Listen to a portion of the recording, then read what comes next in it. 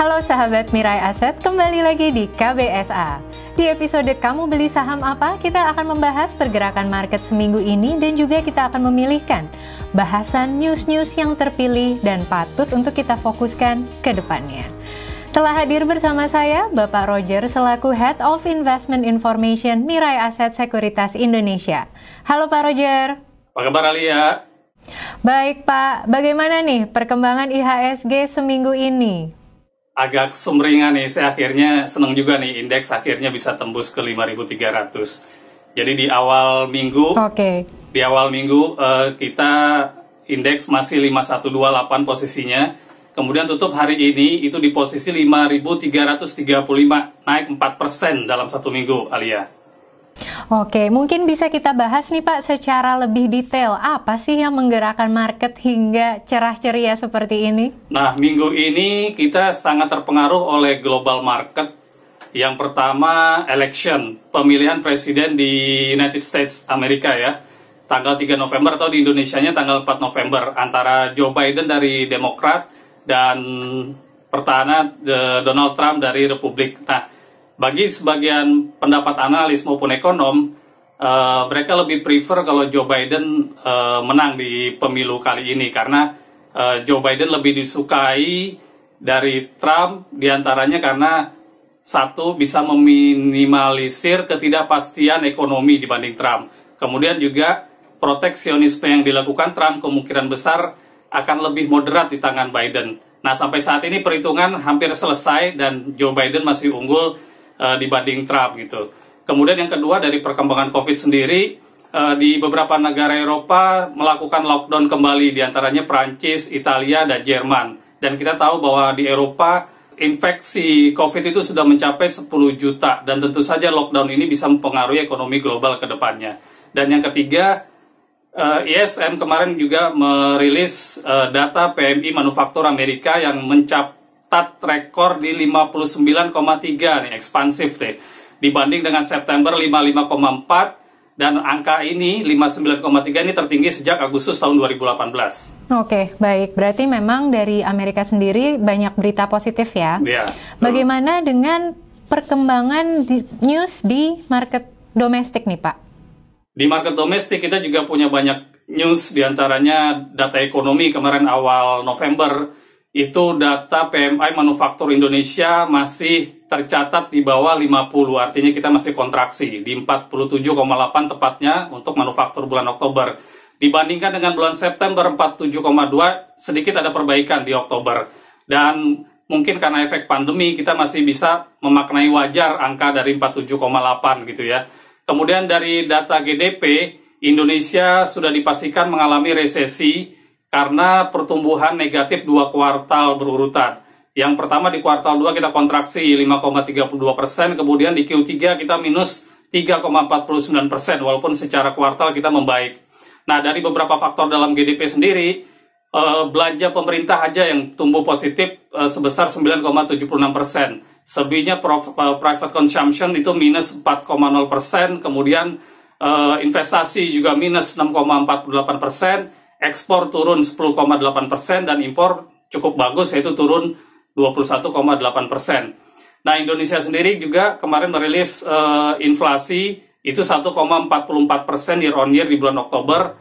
Kemudian kita tahu masalah UMP, upah minimum di Jawa Tengah, Yogyakarta dan Jakarta itu memutuskan untuk menaikkan upah. Dan kita tahu dengan indikasi ini maka daya beli dalam negeri ini akan relatif stagnan.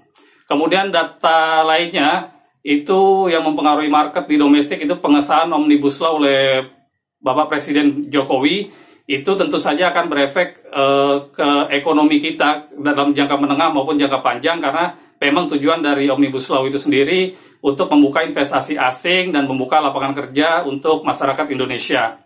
Oke, jadi mungkin efek Omnibus Law ini masih baru akan kelihatan untuk medium sampai long term ke depan ya Pak ya? Betul.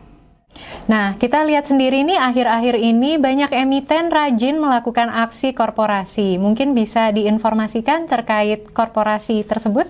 Betul, banyak sekali emiten-emiten dalam minggu ini mengumumkan aksi korporasi mereka, diantaranya Surya Citra Media SCMA kemarin sudah melakukan buyback tuntas dari Desember 2018 hingga 31 Oktober 2020 itu tuntas melakukan buyback senilai 1,33 triliun.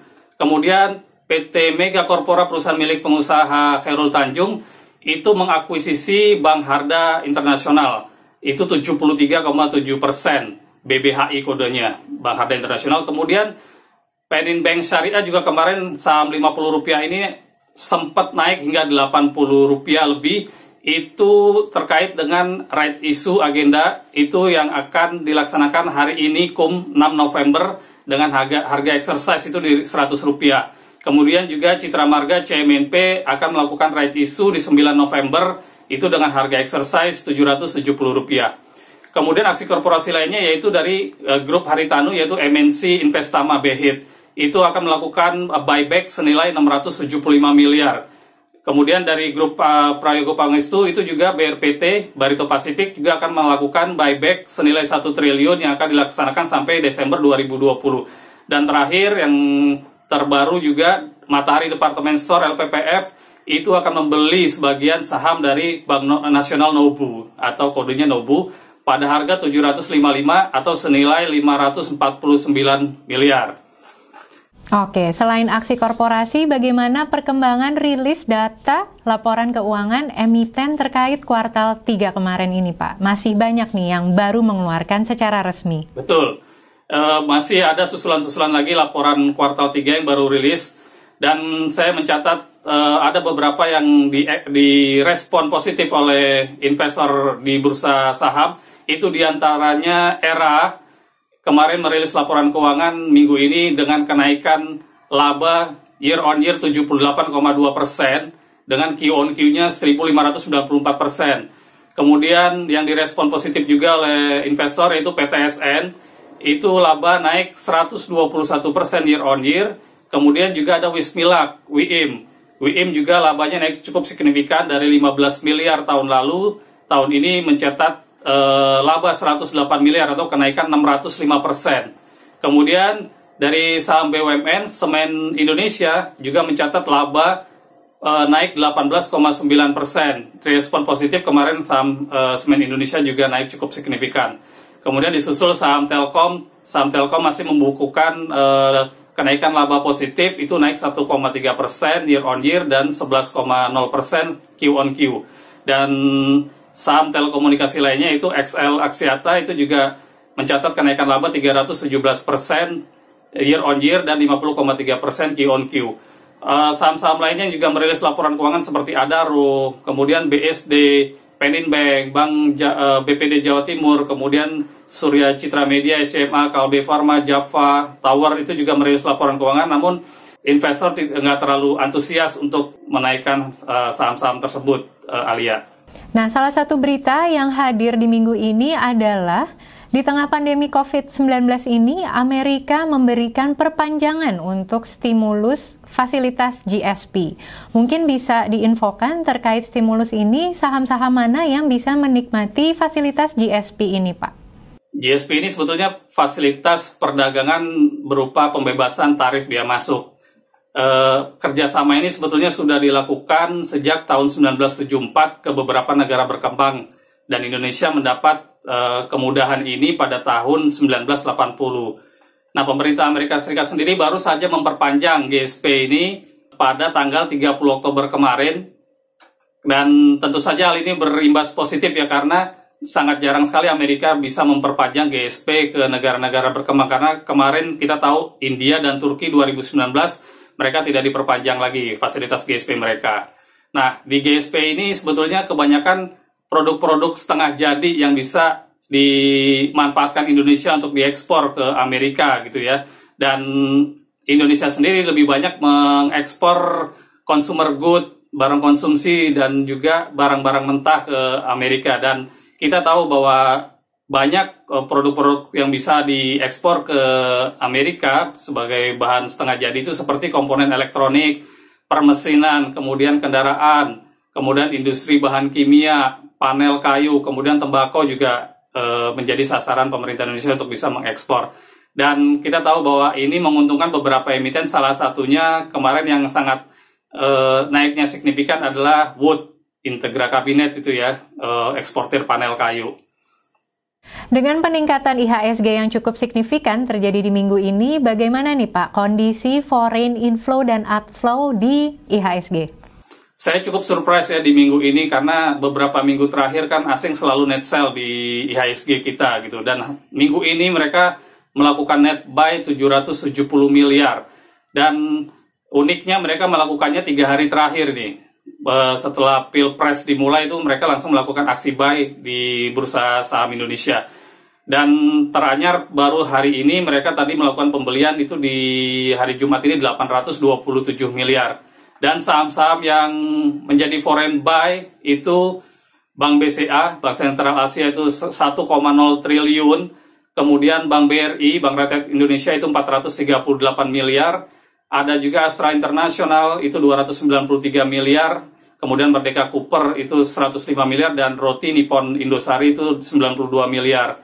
Sedangkan yang menjadi net sell di asing itu adalah Telekomunikasi Indonesia. Namun sebetulnya di minggu lalu asing juga masih gencar menjual saham Telekomunikasi Indonesia. Dan minggu ini net sell asing itu 364 miliar. Kemudian disusul BBNI sebesar 267 miliar.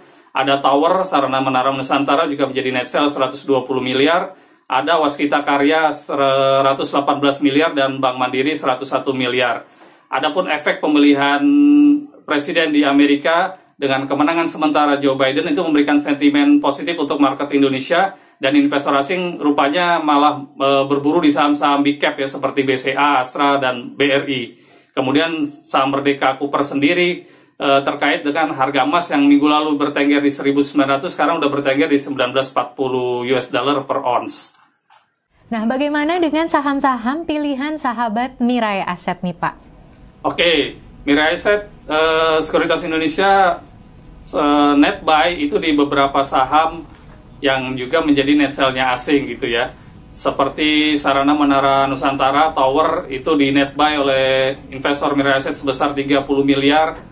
Kita tahu Tower kinerja Q3-nya masih tumbuh positif, namun secara kuartal Tower itu minus 22%. Kemudian ada Matahari Department Store, LPPF, yang sahamnya 2 hari terakhir ini itu turun cukup tajam, itu net buy 26 miliar. Kita tahu LPPF masih terkait dengan aksi korporasi pembelian saham Bank Nobu. Kemudian ada HMSP, Hanjaya Mandala Sampurna, itu net buy 23 miliar. HMSP juga masih terkait dengan cukai rokok yang saat ini belum diumumkan pemerintah. Kemudian ada United Tractor, itu net buy 19 miliar, masih terkait harga emas. Dan terakhir Bank BRI Syariah atau BRIS itu net buy 18 miliar. Kita tahu BRIS masih terkait sama merger 3 bank syariah. Untuk final summary, apa saja stok yang menjadi rekomendasi dari Mirae Asset? Mirae Asset untuk ke depan, terutama minggu depan itu merekomendasikan beberapa saham. Yang pertama dari hasil laporan kuartal Q3 yang positif. Itu diantaranya Semen Indonesia, SMGR, kemudian ada Era Jaya Swasembada itu ERA, kemudian ada Excel Axiata itu Excel. Kemudian saham-saham yang terkait dengan Pilpres juga kita rekomendasi saham-saham big cap tentunya ya, seperti Telkom, BRI, dan BBCA. Dan yang terakhir kita saham-saham yang melakukan aksi korporasi, kita condong lebih merekomendasikan Surya Citra Media SCMA.